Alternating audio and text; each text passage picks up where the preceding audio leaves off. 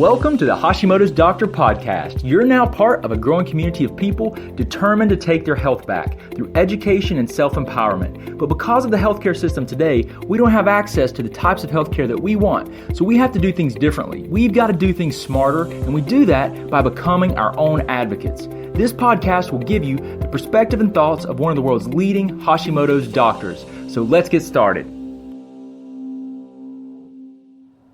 Hey guys, Dr. Shook here. I hope you're doing well today. I am super excited to talk to you guys about one thing that you can do that will change the expression of 7,000 genes.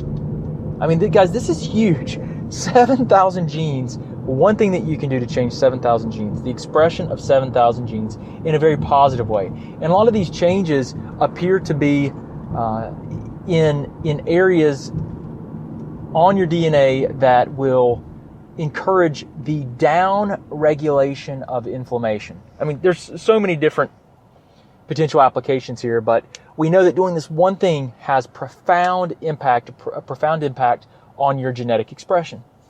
And this one thing is exercise. Now, I know everyone is well aware that exercise is beneficial, but did you know that it can have such a huge impact on your genetic expression? This really gets into the realm of something called epigenetics. And we know that the DNA that is in every cell in your body is exactly the same, no matter if it's a brain cell, a neuron, or a red blood cell, or your liver cell, or your heart. It's all, the DNA is exactly the same.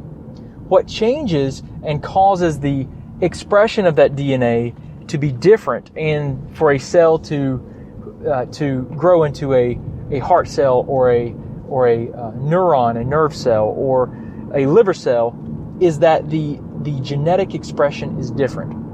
And the DNA is expressed differently due to the epigenetic influences upon it. And that really is something that is fascinating when you think about the fact that the DNA is kind of like the hardware of, let's say, a computer, for example. But that hardware can run completely different programs, and the software is really like the epigenome or the epigenetics. So depending on the epigenetic influence on the hardware, you get something completely different. So we could liken the software to the environment that you place your body or your DNA within, and the hardware is more analogous to the DNA. The software is more analogous to the environment. And so it's really interesting that when you change the software, the hardware runs differently on a computer. When you change your environment, the DNA expresses differently. It's really very fascinating, and something that I think is incredibly important to understand, because you're not your genes. They do not define you. But we do need to understand what your predispositions are, and really work with your unique genetic blueprint.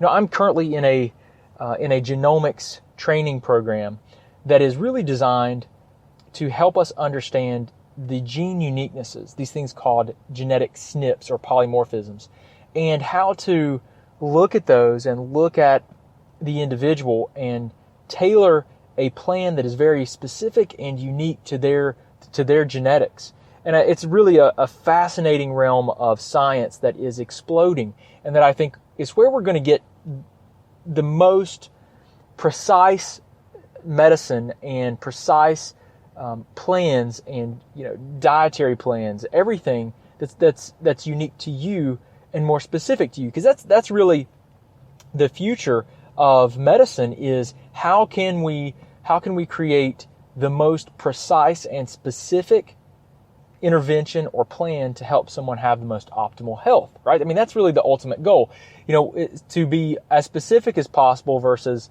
as general. Because right now, you get sick or you're trying to be healthy. Well, let's just, exercise and eat right? How many times have you heard that, right? Your doctor says, hey, you just need to exercise and eat right. And as if And everyone that comes to the door, they say, you just need to exercise and eat right. Well, okay, it's a good concept, but what does it mean for you as an individual? What is most specific to your DNA, to your genetics? Because that's the ultimate goal is like, okay, here's a good example. So some people they'll be told to eat right, and lose weight, right? You need to lose weight. Well, they'll go on a ketogenic diet, which is a pretty much high fat, moderate protein, low carbohydrate diet. And it forces your body to burn fat for fuel, which puts you into a state of energy burning called ketosis. And that is an amazing way for a lot of people to live. And you know what? I think it's probably good for most people to cycle through that type of diet. But here's the thing. You put some people on that type of diet, and guess what? They don't feel well. They gain abdominal fat.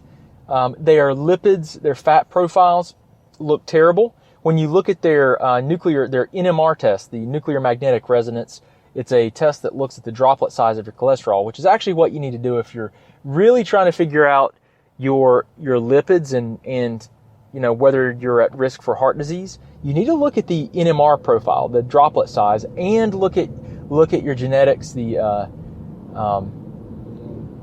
different SNPs. I won't get into all that, but you need to look at all those things together and look at your genetics, see how it's being expressed. Some people, you can put them on those diets and they're going to have weight gain. They're going to have a lot of negative consequences because genetically that does not match their genetics. So my point here is this, like, we can be a lot more specific as to what is unique and specific and beneficial to you. Something like exercise, we can look at that and determine, what's more likely to be the most beneficial type of exercise for you as an individual. And that's really important because we know that we all come from different genetic backgrounds. So we're all going to have different tendencies. So if we can better understand those tendencies and work to complement our genetics rather than work against it, that's the ultimate goal right there. That is going to be a much more precise way to achieve optimal health,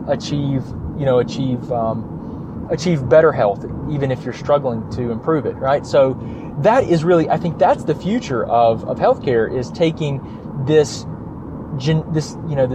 genetically based approach in combination with a very in-depth assessment of your biochemistry, like what is going on in your body, how is your immune system reacting, and looking and blending your genetics with a functional and precision medicine approach to really give you the most accurate way to be as healthy as possible, or to recover and feel better and have better health if you have a problem like Hashimoto's or you're autoimmune, or whatever the challenges may be.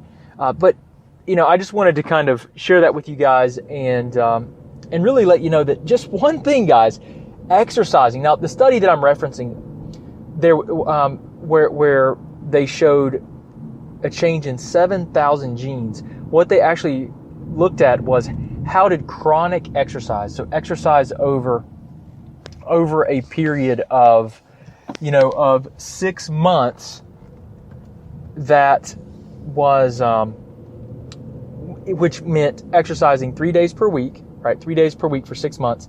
How did that influence the genes?